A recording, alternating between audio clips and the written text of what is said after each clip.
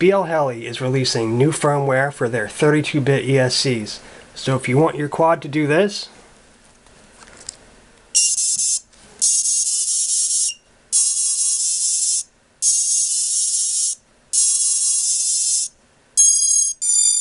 stay tuned. I'll show you how to do it, and I'm going to share a couple songs that I made.